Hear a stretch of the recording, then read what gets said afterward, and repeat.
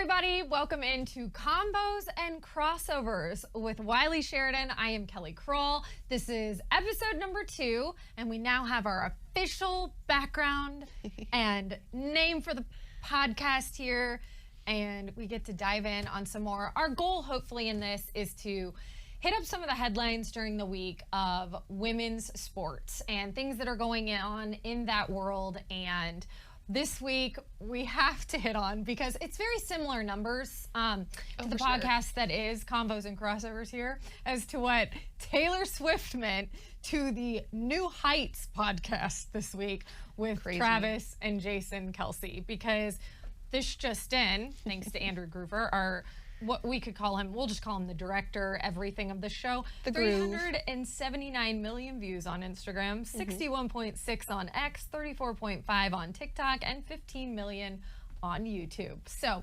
needless to say, quite a few of you who maybe are catching this also saw that one already. But she dropped her new album, right, Wylie? Life of a Showgirl. And what did you think? I know you've caught some parts of it. I have, unfortunately, not had time to listen to it start to finish, but I have caught a lot of the snippets that are on Instagram and stuff.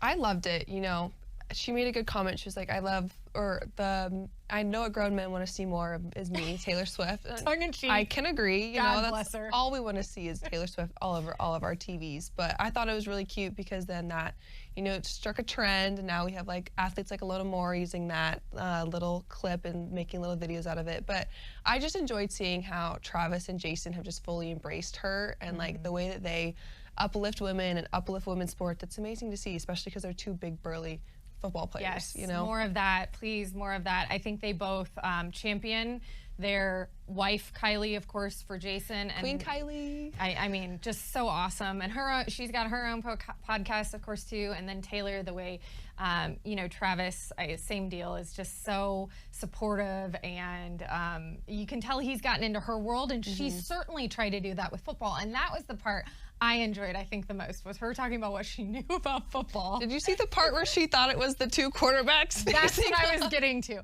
I thought, and what I loved about that is she pointed out too, and I wish I could remember, I feel like it was Josh Allen and somebody else. I know it wasn't Patrick Mahomes, but let's just go with those two. And she's like, I thought they were both on the field at the same time and then just went at each other like this or whatever. And the best part about that was watching Travis and Jason both be like, but you know what? That would be fun. I'd love to see, like, I think they were like, I'd love to see Josh play defense. They didn't like tear her down. They just brought it up. Because she's not wrong. Like, that would be fun to see two-star quarterbacks go against each other on the field at the same time. I mean, wouldn't we all love to see that a little bit? But, and it is such a fascinating watch when you consider the life and the world of sports as many of us know it. And then this entertainment world that we are watching every day blend more and more. Everyone wants to be entertained. And what once was sports and the game itself, there is now this gray line of it is entertainment as well. And Travis and Taylor have found this way to bring people who never watched sports before into watching the NFL. I mean, it's dads and daughters hanging out now. I love it. I love it. Did you see that? Andy Reid is the one that like got it all officially set together because Taylor's dad is friends with Andy Reid, and I guess Andy paid attention to the podcast, and so he connected Travis and her dad and Taylor, and that's how it all officially started. So thanks to Big Red. Yeah, for having this all start. God bless him. I love Andy Reid, but also just the commissioner. I hope, not that he needs to, but he should be doing a little under the table towards Taylor, because if you don't think this has spiked viewership for every Kansas City game, have for like everything imaginable. Primetime games this season, or this scheduled this year. That's not shocking, is it? At all. I see a lot of Taylor. So that's our first little crossover. I know you enjoyed it. I did as well. But also, speaking of podcasts, Caitlin Clark this week, who I know so many of you follow very closely, she was on Sue Bird's podcast talking a lot about kind of just the challenges that this year has presented for her, specifically the injury of late, what she's trying to do to sort of make up for. Because if you haven't heard Caitlin talk, I mean, she is so insightful in understanding that a lot of these little girls and families, they come out to these games to see her, and she recognizes what a disappointment it is when she's not on the floor. What more can she do? And she's spending, she said, a lot of extra time signing autographs and everything else. But some of your biggest takeaways, Wylie, from what you did hear of that interview and just the ambassador she continues to be for the WNBA. I think it's just incredible, like the amount of pressure that she has on herself, that she's still able to come out to that game every single day, go meet the different parents, go meet the different kids. Because I know personally when I was injured, the last thing I wanted to do was like go entertain people and like show the world that, you know, I'm weak. But you know what she's doing? She's putting on a giant smile every single time she's on that floor. She's interacting with as many fans as she can, and she has more time to now because she is injured. So more people are getting that opportunity to meet her. But it's so inspiring to see the fact that she is injured, still talking to these parents, still talking to these kids, and still uplifting the game, even though the mental like turmoil she's probably going through inside her head right now sucks, because as a player sideline, you never want to be sidelined. And knowing the player that she is and the way that she speaks about basketball, you know it's got to be killing her to like sit on the bench. But what she's still doing, she's still uplifting the game. She's still bringing in the viewership. She hasn't like sat at home and not traveled with the team. She's gone to every single game, away and home. It's just inspiring to see. And viewership still up 21%. Certainly one of those things where we've seen a shift, and I think Super brought that up, but like we've seen a shift a bit when Caitlin's not on the floor. Right. What that's meant, because naturally up to this point, if she is playing, didn't matter what arena they were going to, they were selling out. And in fact, a lot of them were getting to move from the arena they normally play in to the NBA arena in said city and sell that out when she's on the floor. But yeah, I took a lot away, kind of same deal. You can see she is constantly grappling with the balance of understanding being the face of a league and yet also trying to personally get through something that isn't really, I mean, it is everybody's business, but it's, I mean, you're the one that has to get through that injury night in, night out. You got to sit with those thoughts and what does tomorrow's workout look like? How do I truly feel? Is it time to get back out on the floor? When will it be time? And what this are is all next new steps? for her because she was never injured in college. She never missed a game. Her first year with the WNBA, I think there was like 1 or 2 that she missed. This is the first time in her career that she's ever sat out for this amount of time. And the thing is, with a groin injury, it's always going to be difficult because a certain movement will re-aggravate it. So it's like, is she going to be timid when she gets back out there? Like, what's going on with her rehab? Like, there's so many different aspects that are in her brain probably right now that I just can't imagine having to juggle all of that, but then still be the face of the league. So it's incredible to watch. And you're right about the groin injury, just through the players I've covered it, granted men, but still, it's one of those where like, you think you're ready, you think you're ready, you think you're giving yourself enough time and all this, and then you go out and it just takes one little tweak because it's never the same, no matter how many run-throughs the physical therapist or whomever it is, the doctor has you do. It's never the same as the second you actually step out on the court or the field and make that first explosive move.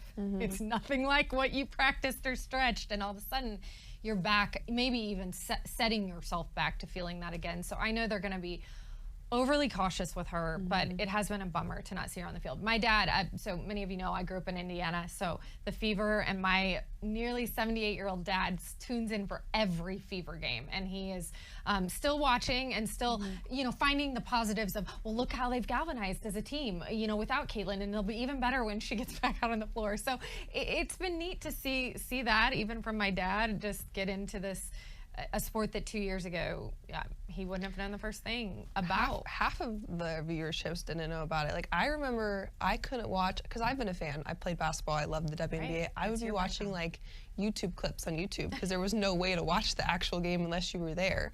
And then when the first time I went to a game was at State Farm Arena with the Dream. Not I would say 100 people at most. Really? And then last summer I got to go when the Fever came. My parents took my sister and I, and it was incredible. It was sold out. It was packed. It was the most. Oh, I love hearing that. I had tears in my eyes, actually. I was like getting teary-eyed just seeing like the impact that women's basketball has grown. So I'm excited to, you know, hopefully get her back on the court. They just had a couple more injuries, the Ari McDonald and Sydney Colson. So they down some point guards. They brought in some hardship contracts. Playoffs are coming up soon. Yes. So it'll be interesting to see how everything kind of shakes out. And I'm glad you brought up the Atlanta Dream, because a lot of people locally here who are watching, I mean, they're a team that a lot of people are talking about right now as someone who could make a deep postseason run. I have had the fortune of working alongside Renee Montgomery, who is co-owner with them now. She's fantastic. It's, as you just pointed out, a great product. If you have a chance to get down and see them and support the Dream, you totally should. And maybe if the Connecticut am I right about this? The Connecticut Suns are in town. You will also get a chance to see the new mascot. Or the Valkyries. It's the Golden State Valkyries. Golden State Valkyries. The new team. I had the wrong. I'm glad you're here. But go through. So Violet, but she's gonna go by Vi, is a new mascot for the WNBA, and specifically for which Golden team? State Valkyries. The Golden State So Valkyries. they're the new team this sense. year. So we expanded the WNBA. The Golden State Valkyries is their first official season. Okay, yeah. And they didn't have a mascot, so they just unveiled Monday night against Connecticut Sun. That's what it was. Yes. Well, thank you for getting me correct on that. And she mimics, you thought, or she's similar to Ellie, who is the New York Liberty mascot. She's very girl power, girl diva. She's, throwing fits. She's interacting with like the WNBA players on the tunnel walk. She's coming to play. She's got dancers. She actually unveiled herself through an egg awakening, I guess. Okay. And so Violet also did that because I think she's an ostrich, maybe? I think so too. I knew it was like a bird or whatever, right? Yeah. What is Vi supposed to be? Like a bird as well? I think so. I don't know. You guys, if you guys Ellie's know an more about this, elephant. please interact with us. This is what this podcast is all about, is continuing this conversation. So if you know the background story, help us out a little bit. She probably is, though, right? I mean, that's the point of coming out of an egg. You're something like a dinosaur, a bird. She looks like a bird. She's a purple bird. She's a diva girl. She, it's her first time, entering into the season. I think her and Ellie are going to do some beefing a little bit because they're both girl bosses. Yeah, we got to have that kind of drama between mascots. I love that. I love that. So I've seen probably a bit more of it in my career with baseball and stuff, and I love it when like Mr. and Mrs. Met get into it, with some of the others. And Blooper. Are we gonna? Oh, I love Blooper. Blooper is the best. That's so. Okay, you mentioned diva. This is one of my favorite stories of the week. Is that Mattel reached out to Venus Williams, and they're going to create her own Barbie doll. Her own Barbie. And she's had a lot of say in this. Free reign, really, on the design, right? Gave her complete creative freedom. And if I'm right and notes are right, 2007 Wimbledon tournament outfit is kind of what she wanted to go with and everything. And as somebody who, tennis was my college sport, grew up watching tennis, Venus and Serena were kind of it for me. Lindsay Davenport was in the mix too, but Venus and Serena were they were everything. They were taking the whole league by storm. And so they were the girls, the women I looked up to. And so this outfit, it's like pretty much every outfit I loved that they had on, but this outfit was particularly important because of the year. And it was when tennis finally decided to basically start paying women equal to men as far as prize money went, because truth be told, Venus and Serena were filling arenas equal to men. And at that point, there's not really an argument or a leg to stand on as to why they shouldn't have been paid the same. Prior to that, it's not where I stand on it opinion-wise, but I could have understood it from a business standpoint why they might say, you're not bringing in the same amount of people or audience. There's not the same bottoms and seats as the men over here. But that all changed with those two. That was not the case for them at all. They were packing out arenas. And people were coming when they come back. Venus was in Cincinnati and everybody was there to watch. Serena was at the Super Bowl and everyone went insane for her. Like, they are still like phenomenal icons in the world right now. I love the Barbie doll idea, though. I mean, I love it. And for all the little girls out there that are, wanting to be tennis stars just like them or whatever, to be able to walk in and see that Barbie doll amongst all the rest, I just love that. And I love what both Serena and Venus have meant to female athletes. And the thought for me, as someone who's even gotten older as a female, to watch them start their families and come back and still be able, I know they're not competing at the same level. I'm not gonna sit here and tell you they're the same as they were 10 years ago. Nobody would be, having had a kid or not. Nobody's the same when they're 40 versus 30 or 30 versus 20. But ligaments start to go, But they're still out there competing at a extremely high level. And to me, that was always why Lindsay Davenport was one of my favorites. She was one of the few tennis players who went to do 4 years of college at Stanford, mind you, too, before hitting the tour. And that was kind of I don't want to call it taboo, but it just wasn't what people did in tennis. You basically became a pro when you were 14, and that was it. But she showed women that you could go off and get this education and then play tennis. So I don't think we can overstate or underestimate what seeing these women do these things, whether it's family, whether it's school education, whether it's Caitlin Clark through an injury, the role models that they are and the tone that they're setting for women it's giving me goosebumps talking about it. It's just very instrumental in where we are in this day and age on It's finally our sports time, and women's sports. I agree. So, sorry, I took a lot of that up. Anything on Venus? No. You like the outfit? Love her. I was a Barbie girl myself. My sister and I had about like 150 Barbies, I want to say. We had to sell them when we, got a little older, and my parents were like, you guys can keep the money. Where's the money, Mom and Dad? Yeah. Where's the money? Hey, Mom, Dad. I might go out and get this one. I haven't had a Barbie doll in a long time, but it would be cool to have a Venus Barbie doll. I agree. And then maybe one she in can the be in the tennis outfit. sequel to Barbie when they do another one. Ooh, good idea. Mattel, you listening?